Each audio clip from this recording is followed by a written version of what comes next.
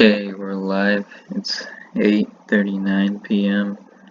and so inspired by the recent surges in high temperatures, I kind of wanted to make a video on the physics of ceiling fans and how they bring so much cooling comfort. And you probably take them for granted actually, or have some misconceptions about how they actually work. And I guess this is going to be sort of a quicker video because I'm not going to be talking about how ceiling fans are powered through the electricity aspects of physics, but simply how ceiling fans cools you down and what the physics behind some of this is, and it's through a more mechanics perspective. So anyways, let's begin. These are some of the few basic concepts behind the physics of the cooling that a ceiling fan gets. So we'll go through them, I guess, one at a time.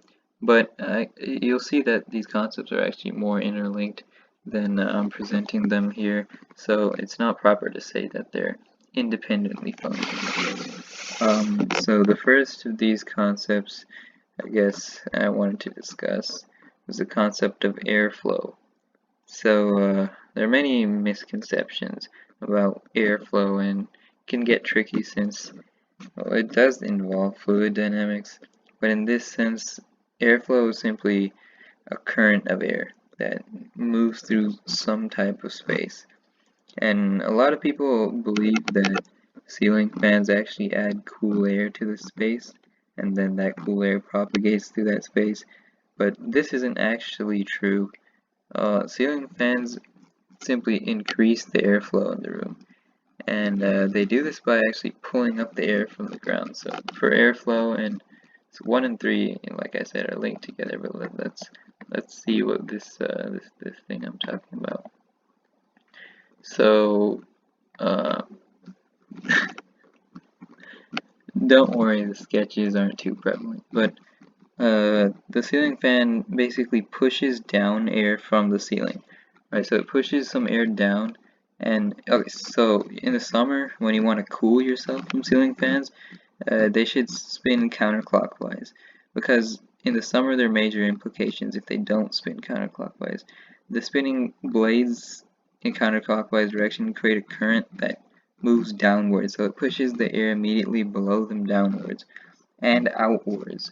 So it pushes them down and out, and so they're basically, it's the cool air that stays on the floor as being pushed down while the hot air rises, and the blades are essentially distributors of the cool air, which the air is already cool, but it's just pushing that air back down, so it has there's less heat, right? So it's absence of heat, that's the cool air, and the blades just redistribute the air on the floor, and they push it up towards a level you can feel against your skin.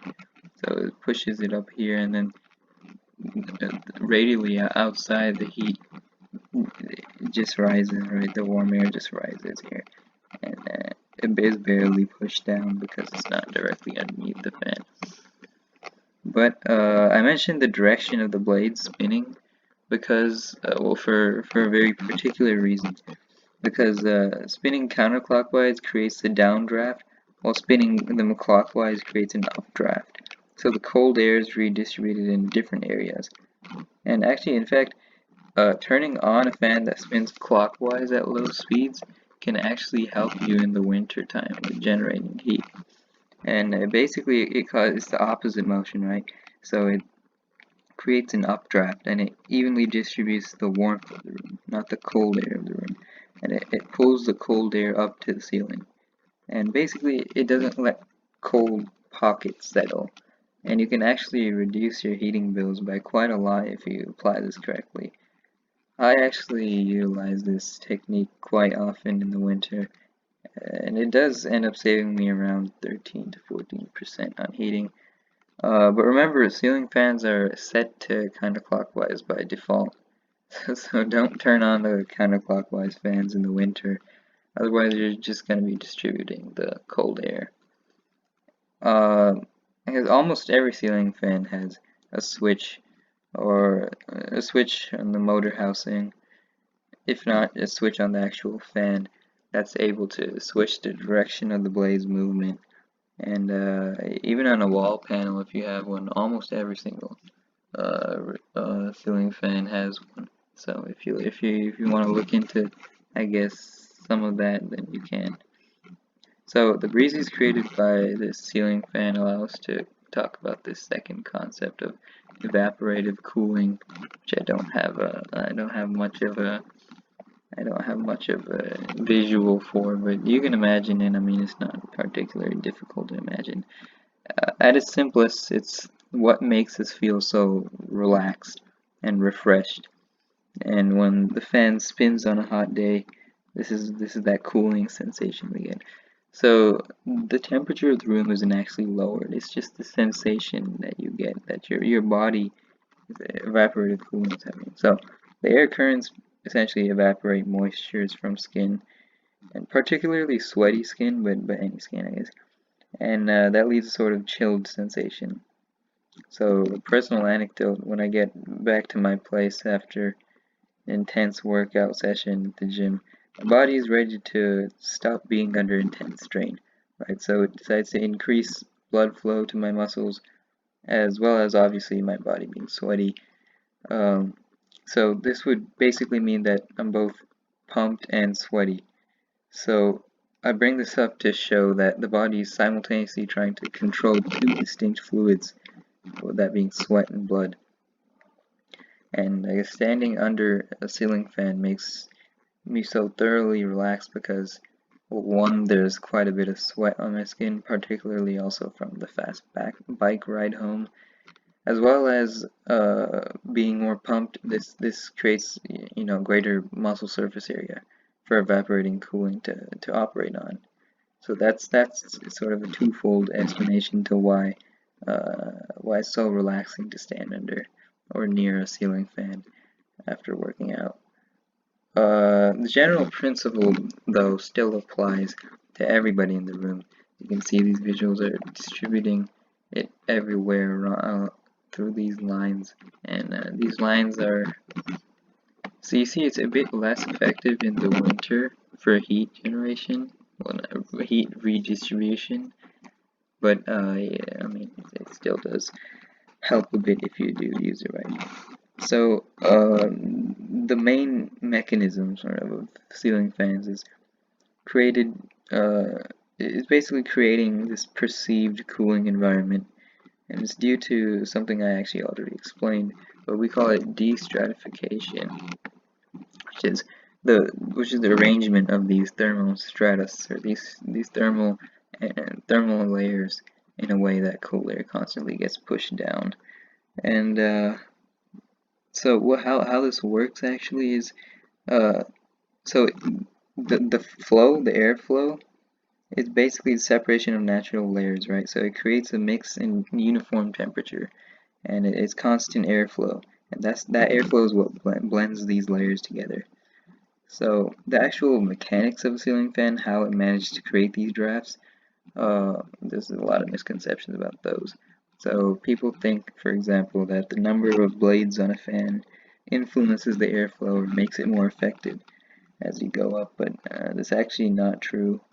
What really actually matters are two main things, being size and speed. So size of the blades, right, and the angular speed of the blades.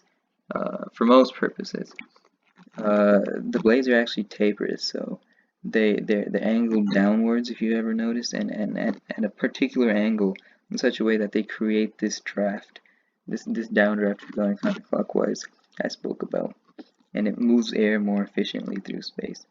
And the tapered blades also generate lift and influences the mechanics of the airflow that way as well. Large and fast blades can displace the most air, cause the greatest airflow intuitively, but there are fans actually nowadays that don't necessarily have to move quickly. They're called HVLS fans, or high volume, low speed. They have a pitched hub on them actually that influences stepped blade design, and that creates more thrust and overall air movement. and so those fans can operate at a lower speeds while still being efficient. So yeah, this was a brief overview of how ceiling fans work, and it's fairly simple actually. Tried talking a little faster because I didn't want to make this video 20 or so minute video like I have in the past, but of course this is an oversimplification, and as with everything in physics, particularly fluid dynamics in this case, it's difficult to get into more of these hairier details, the particular airflow, but just know that in general airflow in this manner can be thought of as more uniform because the blade fans act on it in such a way that creates these relatively constant uniform drafts.